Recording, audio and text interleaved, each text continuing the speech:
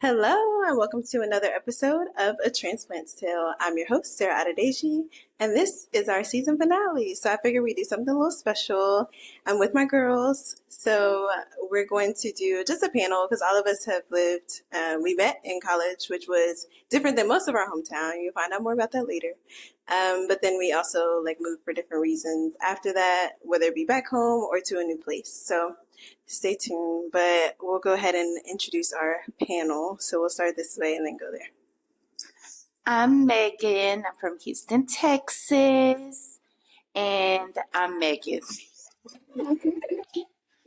I'm Demisha Grimes, and I am from Houston, Texas. I'm Paige Drumgo, and I am from Little Rock, Arkansas. So, first question, obviously we met at school in Little Rock. So how did you all decide where you wanted to go to school?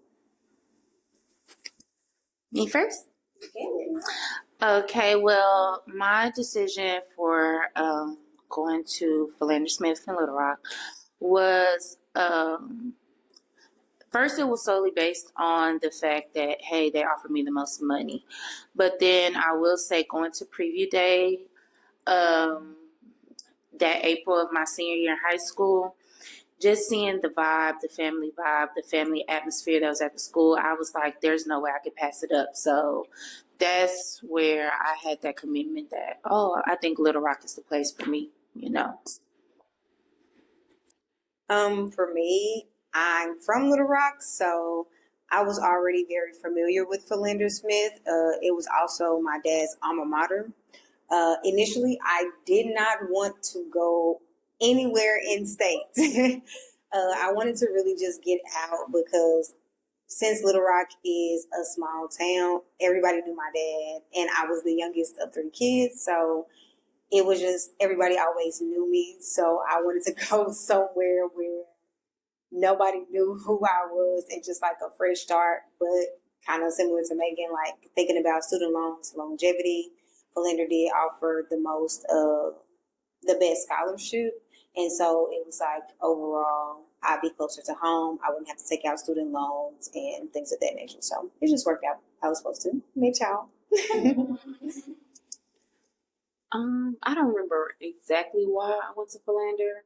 However, Paul Person, our recruiter, was the best. And then I had friends that were going to the school. I knew I wanted to go out the state away from my family. Mm-hmm.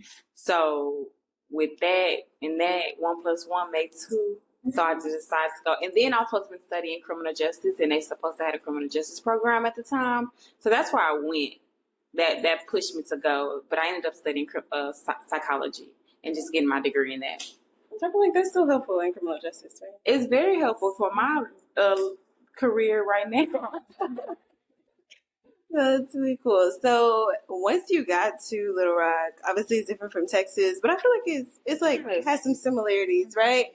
So, but what were some of the things that you experienced that were you had to adjust to? Like, what was different? What were some comforts that you found? Just what was your experience with?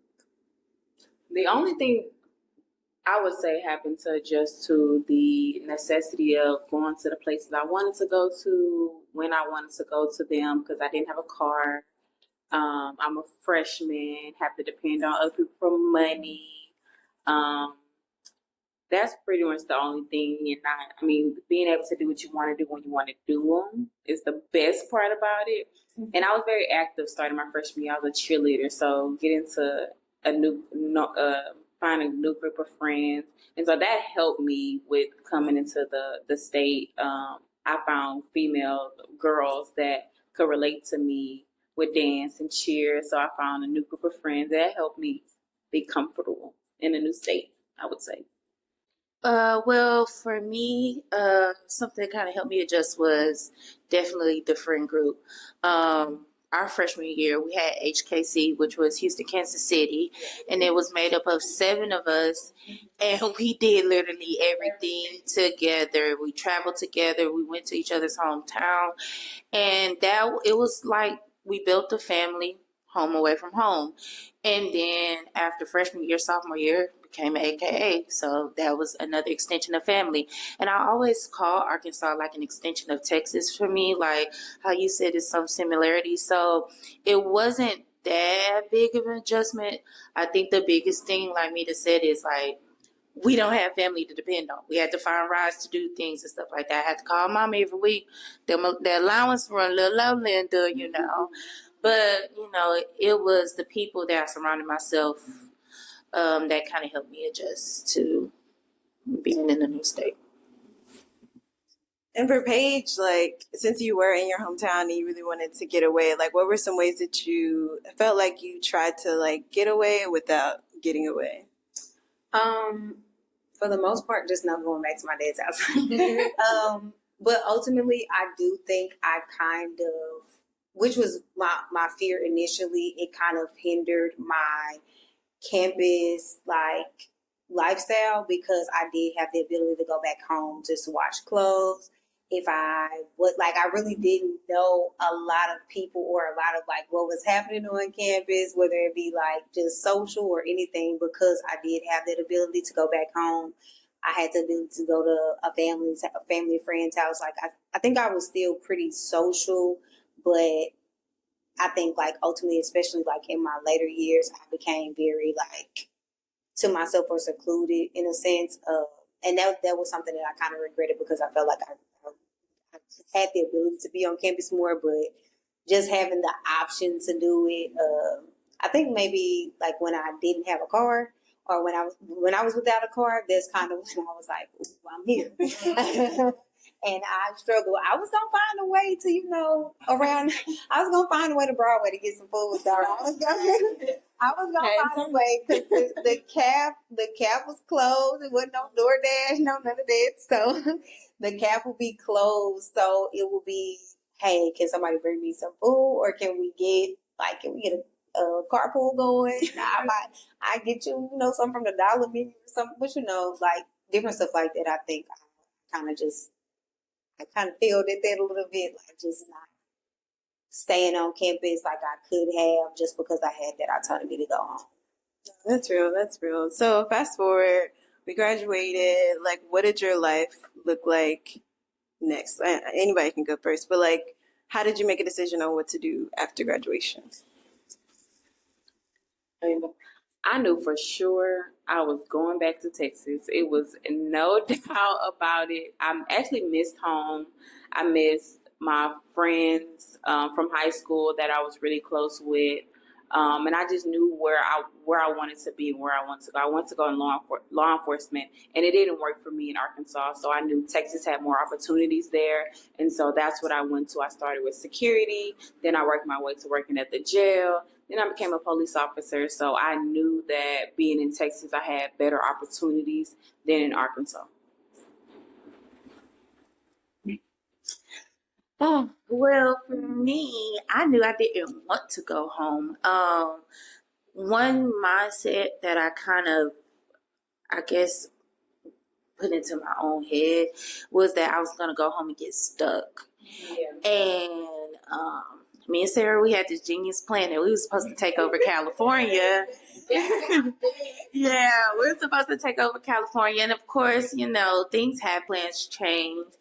And we ended up staying in Little Rock, even though we didn't live together. We stayed in Little Rock till she in the same complex. And during that time in Little Rock, I actually ended up getting stuck. What my fear was going home, I ended up doing in Little Rock. But do I regret staying in Little Rock? Absolutely not. It definitely helped make me the woman that I am today. But it's definitely, I don't see it as a city of growth. That makes sense. For me. College growth was fine. Yes. But yeah, as a woman, a career woman, and like I'm a teacher now. Of course, you could have taught in Little Rock, but at that time I was 22 years old. I just learned how to drive. This is my first apartment, baby. I wanted to party. I ain't gonna lie. I wanted to party, and what made me move away. I feel like I'm kind of moving ahead a little bit. But what made me leave Little Rock was, like I said, I got stuck. It was a routine. I was doing the same thing, going to work, when I'm off of work, sleep, on weekends, going to go party, go to church every Sunday, and do the same thing the next week. So, yeah, it was good. I don't regret it, but the one thing I was fearful of happened for me, you know. Who? Okay. So for me, I stayed in Little Rock, had an apartment, and it was okay. I actually initially stayed, I moved off campus senior year, so I was already kind of like in the mindset of paying bills and things of that nature.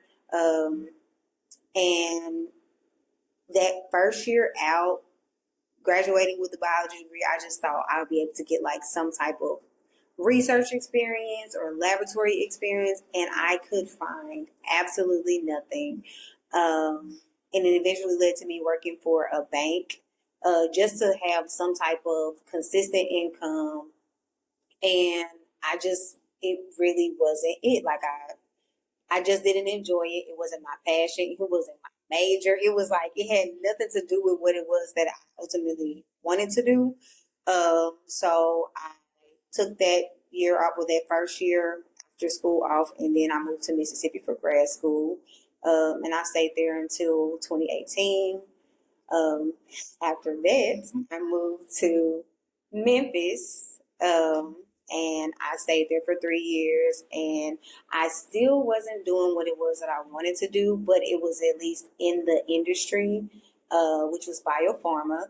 And I found that I really do enjoy biopharma. I enjoy the many aspects of it, and it's kind of like it's almost like the other side of the medical field, like processing of the medications, the testing of it prior to it even being released or even tested on the patient. So I really found that this was like a really intricate detail that a lot of people really didn't necessarily know about. And I felt like they really gave me, without a lot of experience, the opportunity to explore that side of that field. Because before that, I was working overnight as a medical scribe, and although it was very insightful, it was not paying the bills. So it was just, and it was an experience that the doctors and nurses knew that you were there to get. So, and now I live in Louisiana. My husband and I relocated there. My husband, I, and our kids relocated there. Because my husband got accepted into medical school. And it's really been a great experience just learning the different areas. And it's actually where my husband is from. So it has allowed us to be closer to family, because moving around those different places, it does get kind of lonely when you don't really have the aspect of family. But it also allowed me to get away, because I didn't get to do that for college. So that was a really helpful experience to like experience my moment, even though it wasn't undergrad, it was grad school, and I had to actually buckle down. It really did help me kind of get that experience of being away from family. I love that. So you mentioned moving back home, and you mentioned moving back home. What was that experience like? I know you talked about like opportunities made you decide to move back home. You talked about breaking your routine, but when you got back home, how was that experience? Because I know when I moved back home, I was there for like a year, and I was like, this is not the Kansas City I left. So what was that experience like for you all? Well, for me, it was a lot of things. So when I moved back home, it was the start of the pandemic. So that's the first aspect that was kind of like, ugh, we're in a new norm, and you can't even do half the things that you used to do. You can't see people how you want to see them.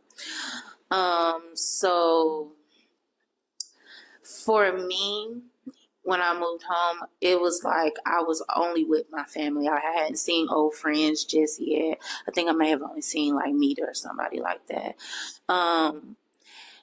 Then as the pandemic eased up and I was able to go around with my old church family and my old friends and stuff, I just realized we are different people. because it's 8 years later, you know. And I, like, my group of church friends, my brother was also part of the group, so I would just ask him, "How's so and so doing? How's so and so doing?" He just be like, "I don't know. We ain't talked in this many years." And so sometimes I'd be like, I don't even know how, I'd be missing them, and I don't even know how to approach them because we such different people now. And then as far as the career aspect of it, so like I said, in Little Rock, I was in a routine, but I kind of found my purpose while I was in Little Rock. I subbed for about a little under a year, and that was probably the most fulfilled that I had felt in a while. So I was like, I definitely should pursue teaching. And it's not, people were telling me that I'll be a good teacher. I was denying my calling, you know? And so I was like, I'm going to move home, go back to school, do what I need to do. And that's exactly what I did. I applied for school. When I moved home, I was accepted a month later, and I started classes the next 2 weeks. And my parents said I didn't have to work. They was like, focus on school, do what you got to do. And when I graduated, I was scared. I was like really scared. I'm just like, man, I'm really trying to get into a career and not just a job. And but I realized, I was like, you're a grown woman now. You're not getting any younger. This is not college. You can't party like you used to anymore. Like, you gotta pay the bills, And so,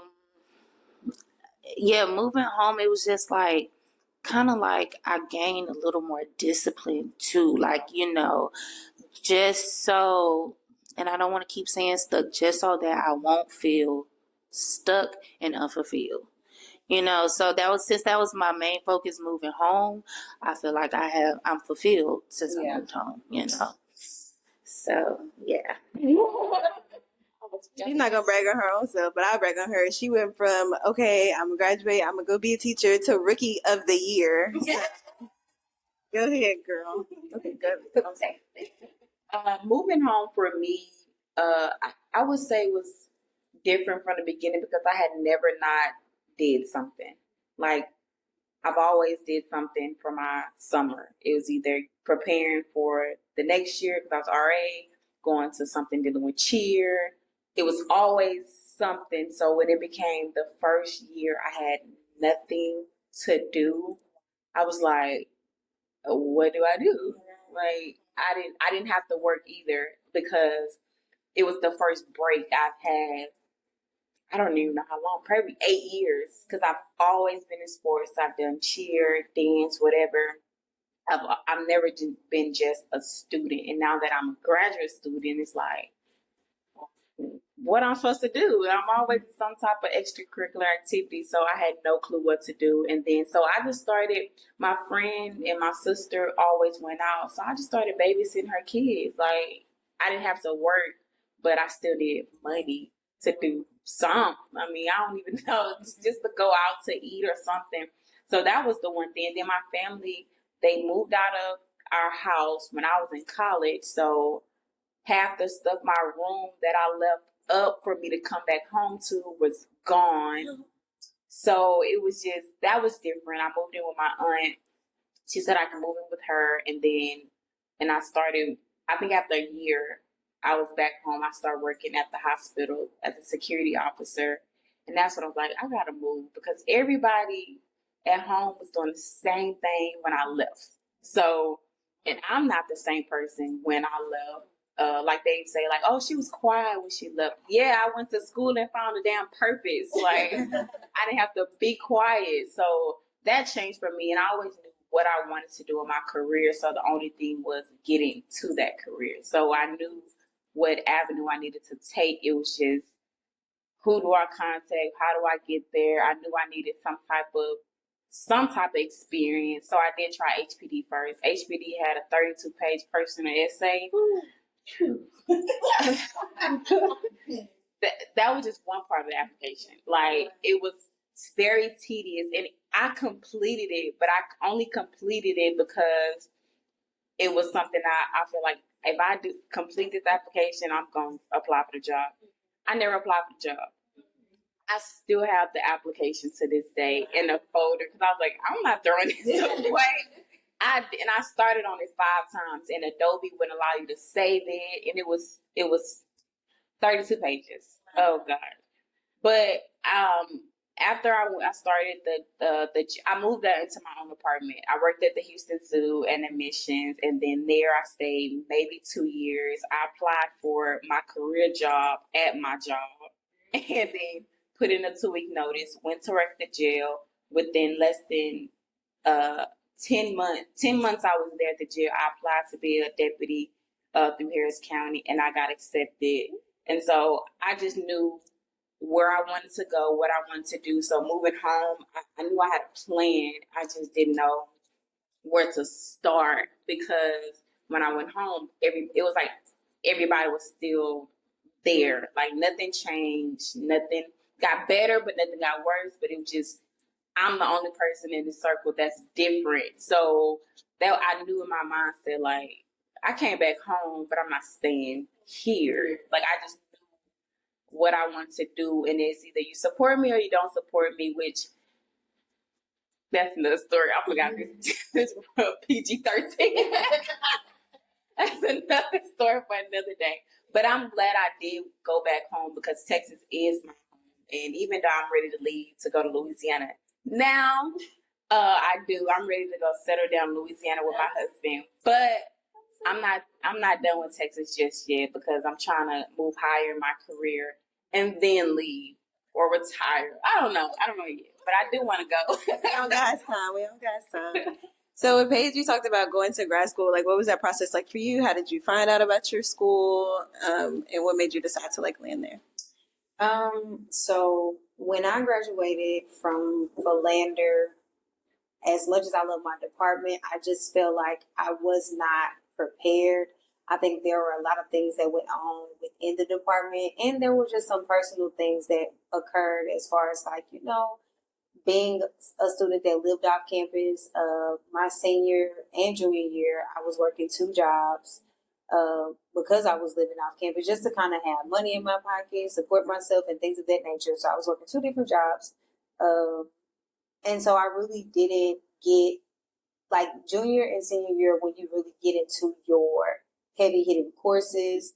And so I really struggled to get through that.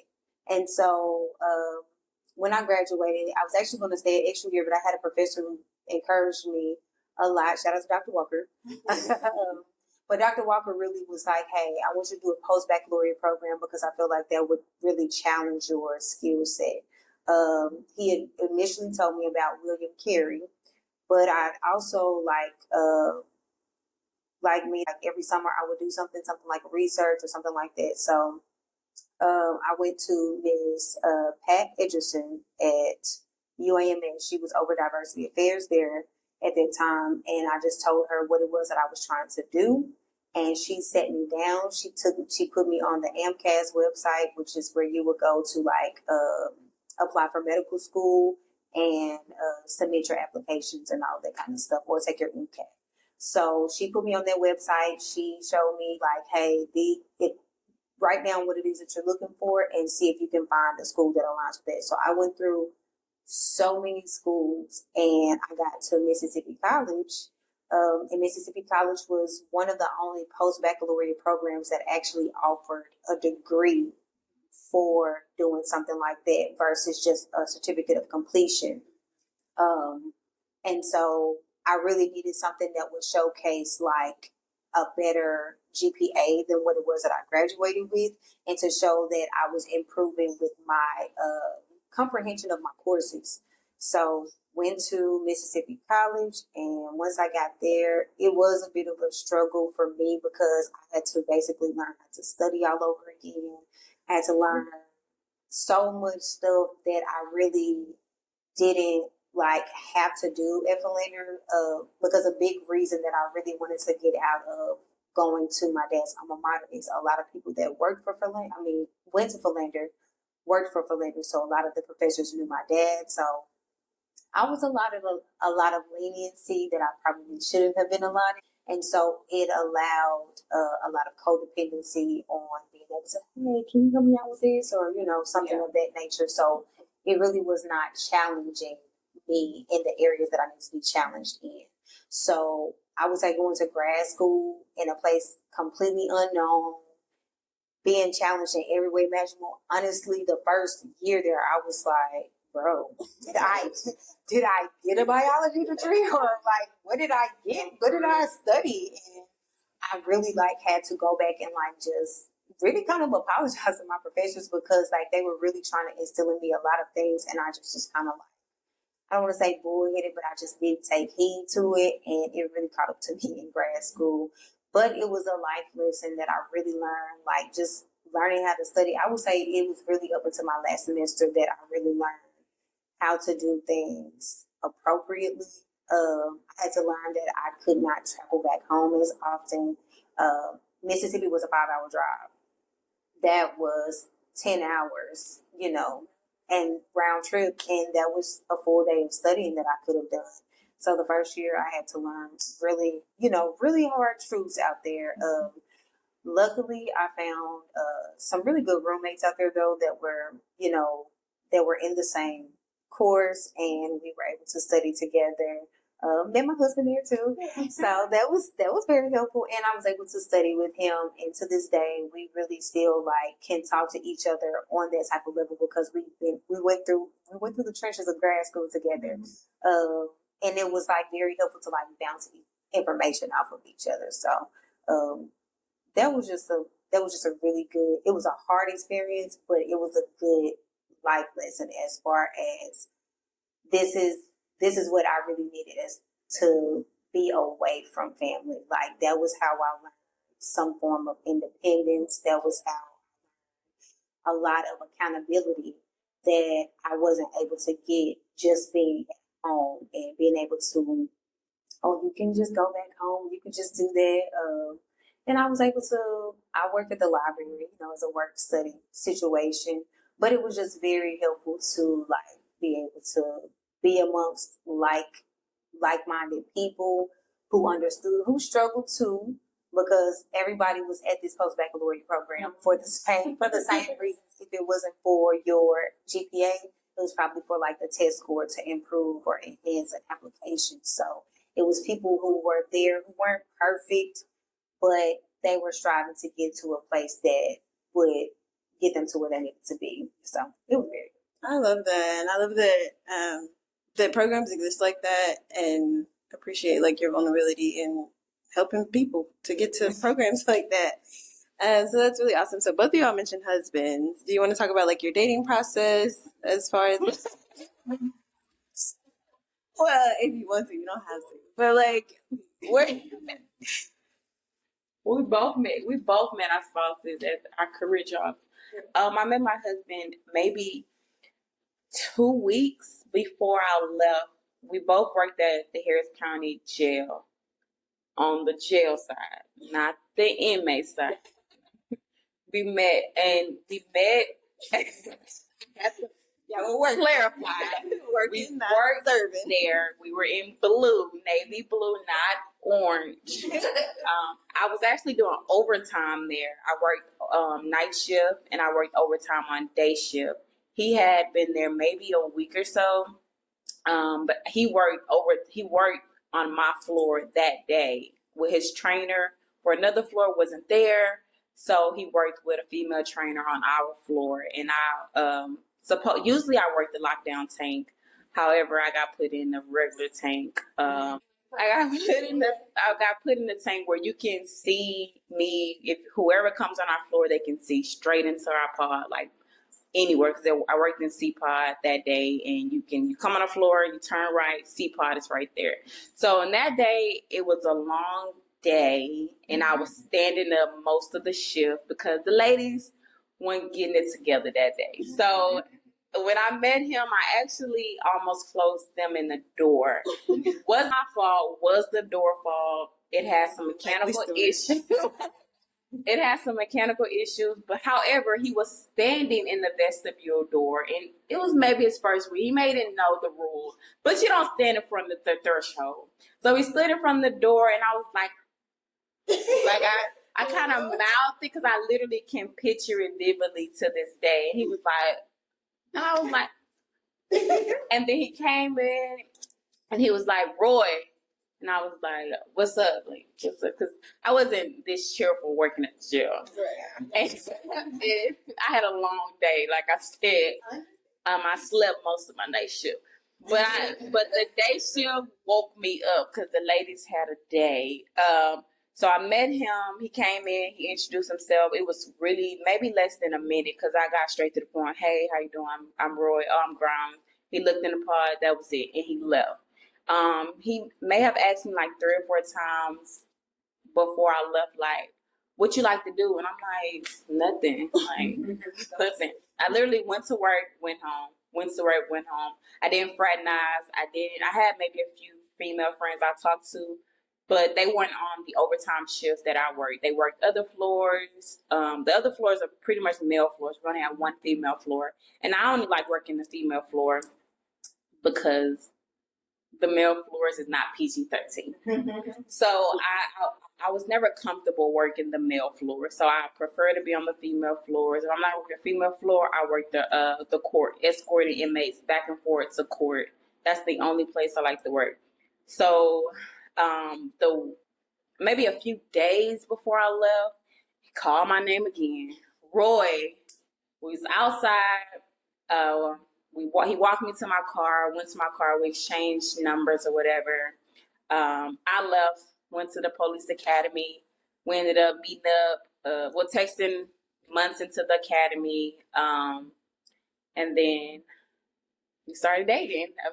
Started dating maybe like 3 to 4 months. No, after I graduated the academy, he went to the academy, but he went to not the same academy. He went to the UHD, University of Houston downtown, where he was going to the police academy and working at the same time. Whereas me, I went to the academy. They paid me to go to the academy, whereas him, he paid to go to the academy. It's just like a gateway.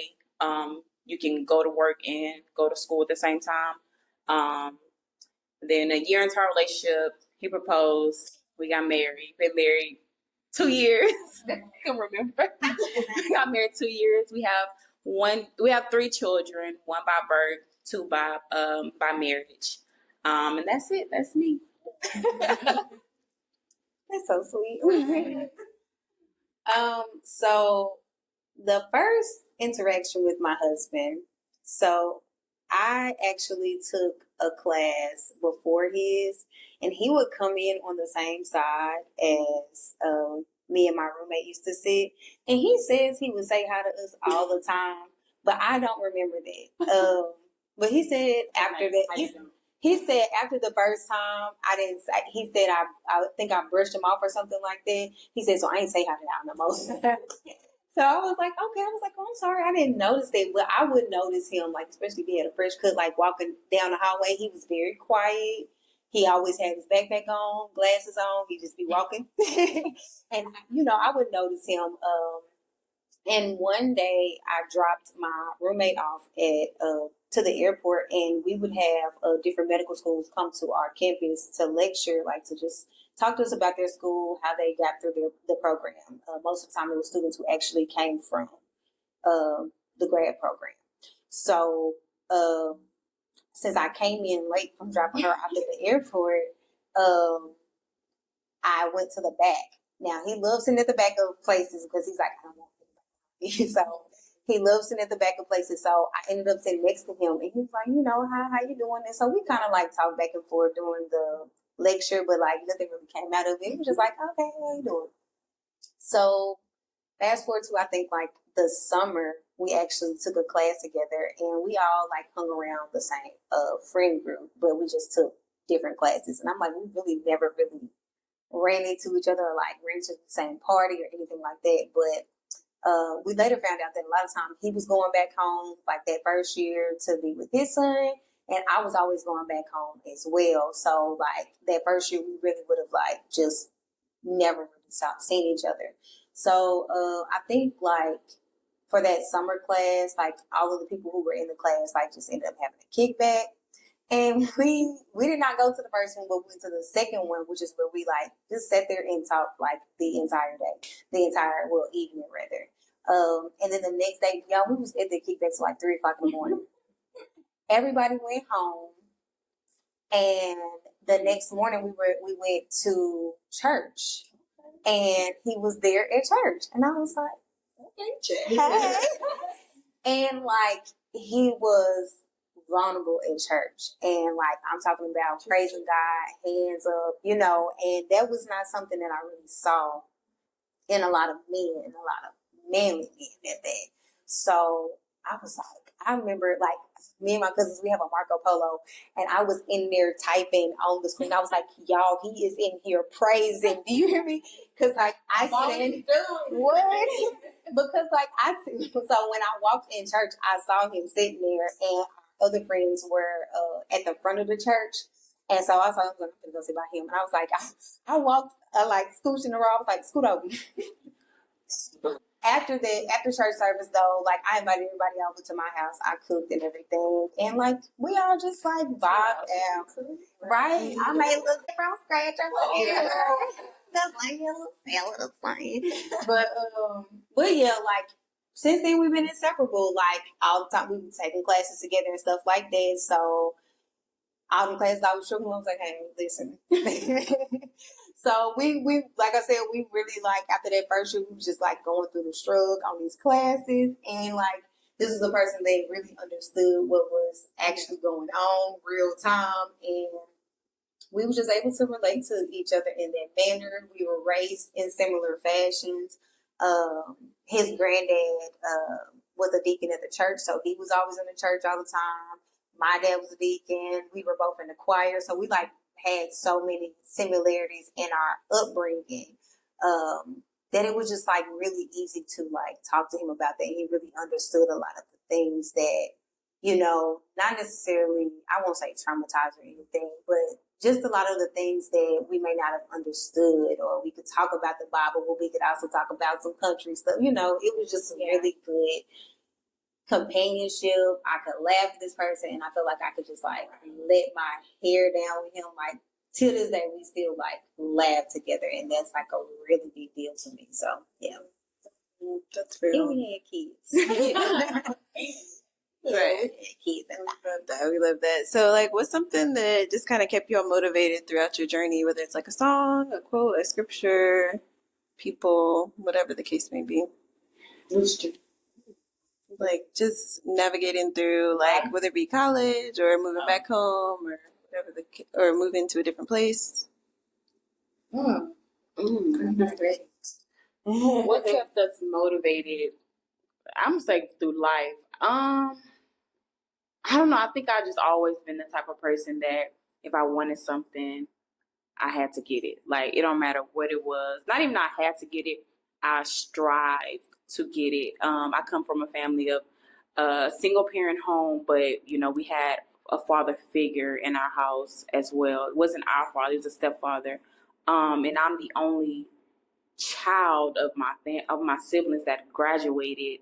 I got married, didn't have kids, so I knew what I didn't want, and so I guess I would say that was my motivation. I knew I didn't want to be a single mother, even though I knew my mother did a great job. Like my sister's the single mother. Like I know great single mothers, but I just knew I didn't want that for my life. I knew I wanted to get a career first. I knew I wanted to have a husband. I wanted to have kids. Like that's what I wanted for myself. And I would say that's what was my motivation. I knew what I did not want. And so I tried to do everything that through the right path to get there. And then I just changed my surroundings. Not that I had bad surroundings, but I knew if I wanted to be in law enforcement, I couldn't hang around people that did this and did that. Like in high school, I had different set of friends. Like I had friends that was in honor roll classes. I had friends that skipped school. Like I can relate to anybody, and I think that's just where my personality. I had different friends from different backgrounds, but I just knew if I wanted to be in law enforcement, I couldn't hang with y'all skipping school, smoking weed. I got to be over here with honor roll kids that went to class, that parents didn't play. Like, and I knew that if being in law enforcement, people probably didn't want to be friends with me, and I was okay with that because I'm not jeopardizing my career, my life for someone, and I wouldn't want you to put me in a place to do that. Like I would never want to risk my friends or be at y'all home. Like if y'all get called out, I would excuse myself because I don't want to see y'all in that light. I would say, well, this is a conflict of interest. I know them personally. It has never happened yet. I hope it never happens. I don't work where I live. I don't work in the area where I grew up. So that's the great thing about it. I don't know if I missed the question again, but but I just knew what I wanted for myself and for my kids, and I just knew the path that I was going towards, and then I knew for me and for my future, I knew what I wanted, and that's it. Okay, so you asked about either a song or a quote, and I was really trying to marinate while you were speaking. I have 2 songs, and one helps me more so with my journey with life, and one song really helps me with myself. Starting with my journey of life, it will be "Can't Give Up Now" by Mary Mary. And literally one day, when I was still living in Little Rock, post undergrad, that song came on in the car. I had to pull over because I broke down, And it was kind of like, even though you're not where you want to be, you can't give up. Yeah. God got something for you. You just got to figure it out, and you got to let go of some things, So, and to this day, I just listened to it actually on Thursday on my way to work, and I was just like, this song still hit the same. No matter how old it still hit the same, And then my song of self-confidence, everybody should know, is Flawless. And even though this is not a part of like the transplant, but it could kind of be, I won't say I lack self-confidence, but being a dark-skinned woman, that's all you go hear about when you grow up. You know what I'm saying? Like literally from starting kindergarten all the way up to graduation, so many jokes about how dark you are, and even could be compared to ugly. Nobody could really tell me I was ugly, but you'd be compared to it. And when Beyonce came out with that album or whatever, the first part of the song is about being from H-Town. So I was just like, it gets you hyped up. And even if the lyrics may not even seem all that deep, but it just stuck. I'm about to say it stuck. And y'all know that was my persona in college. Y'all knew that, hey, that's Flawless right there. I was trying to get that to be my line name and everything. But it's tatted on my arm to remind me, like, girl, you the stuff. You the stuff. Because sometimes I do forget it. To this day, I still forget it. Today, I kind of forgot it, and I'm girl. But yeah, I feel like, so those are definitely the 2 songs that came to mind that helps me, continue to go for it. Yeah. Okay, so I was marinating while you were speaking. And it's a recent song, actually. It's called I Need You by the Walls Group. And that song, baby, when I tell you it's been touching my spirit, it starts off, Lord, you should know I've tried it on my own. But the truth is, I get it. I need you. And so it's like so many times, like, with everything that's going on, transparent moment, like neither of our pregnancies were planned. And so every time I thought I was going in the right direction, I thought I was getting somewhere, it kind of felt like I was knocked back. Or when I felt like I was going through a moment where I just was like giving up on myself, health-wise, giving up on myself, feeling like I wasn't doing enough as a mom or in a career, it was just like I got frustrated when it came to just anything. I got frustrated when it came to like trying to study to get to my next path or things like that. So uh, it was just a lot of things that were just happening in life, and I wasn't doing what I was supposed to do in my Bible. I wasn't doing what I was supposed like expecting results. Yeah. But it was doing the same thing. I wasn't doing the work to get to where I needed to be, getting complacent and stuff like that, just thinking like, okay, it'll be fine. I'll get to it or I'll get it done. Like not taking heed of the opportunities that were in front of me so many times. Like, and I really had to repent for that because I was like, ooh, I have you laid it out.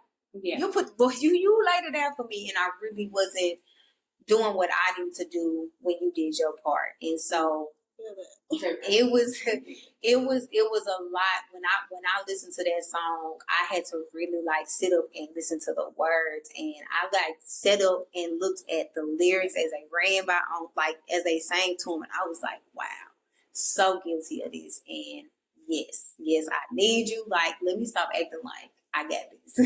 Let me stop acting like I got this on my own. So that has really helped me a lot, and it has helped me in like introducing into my prayer.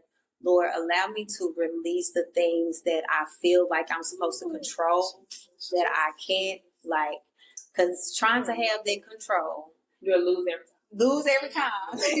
You're gonna lose every time. So like learning how to release those things and not taking on that.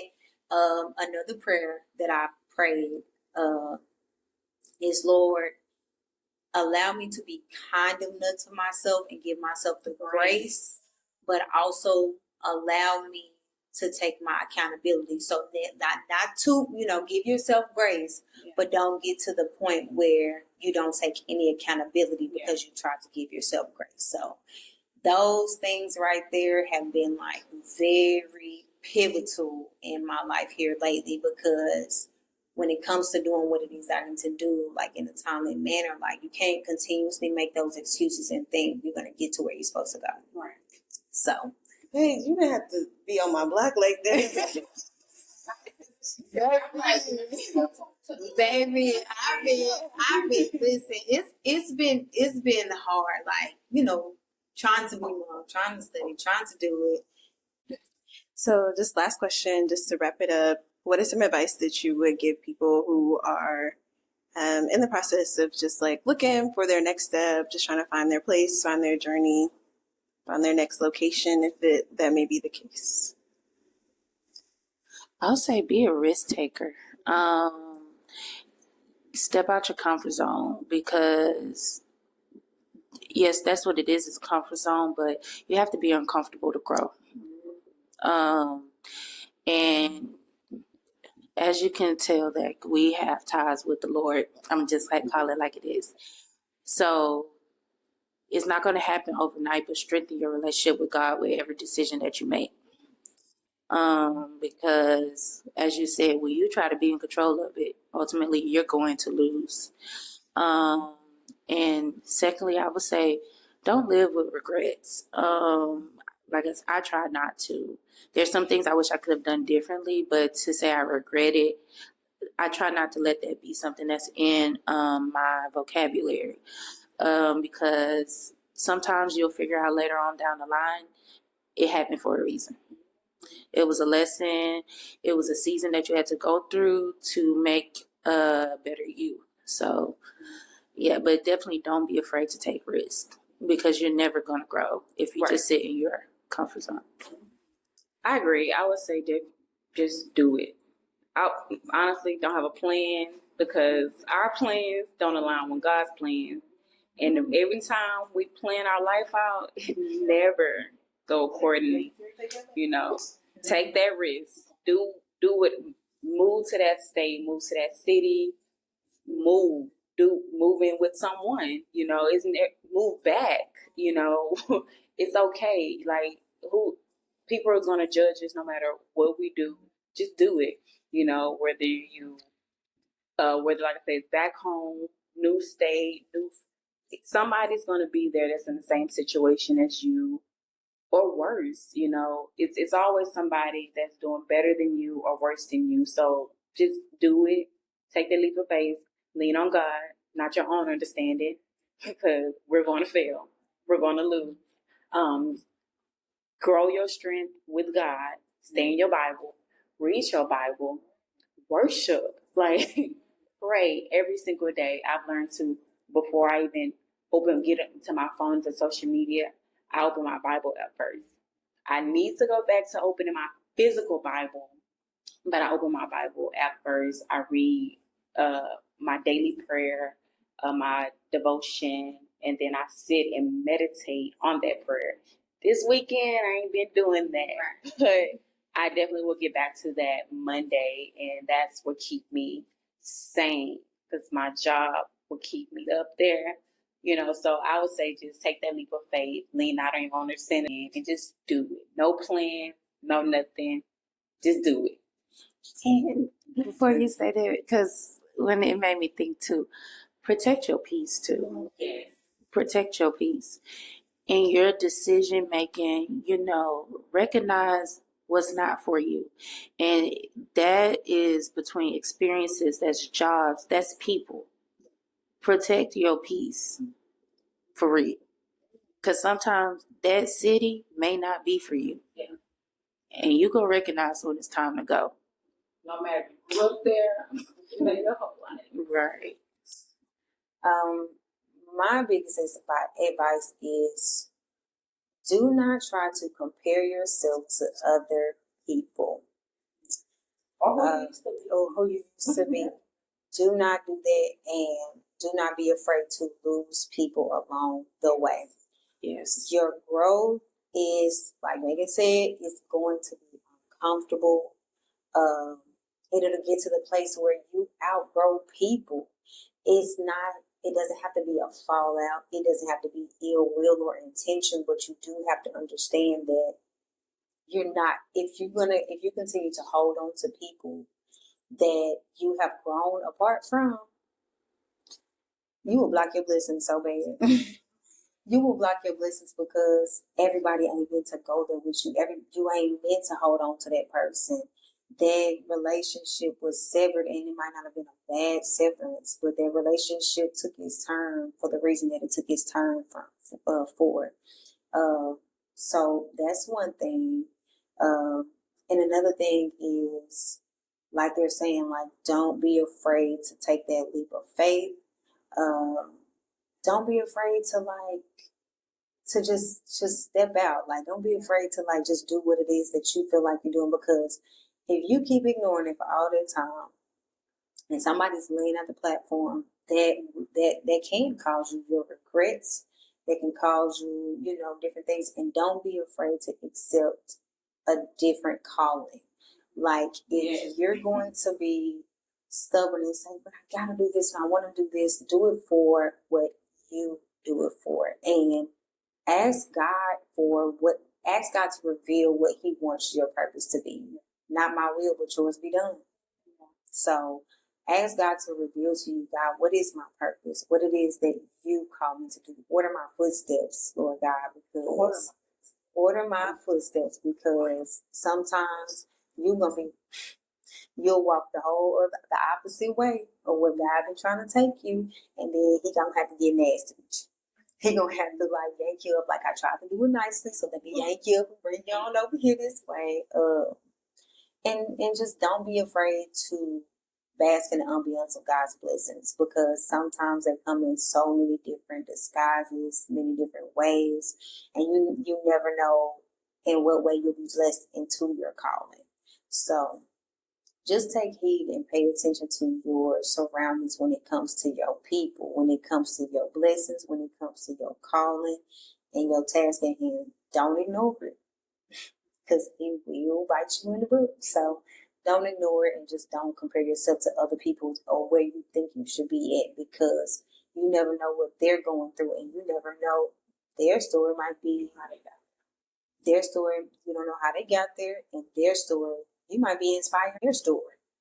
So don't turn yourself into something that you're not for something that ain't even worth it, or that's not for you.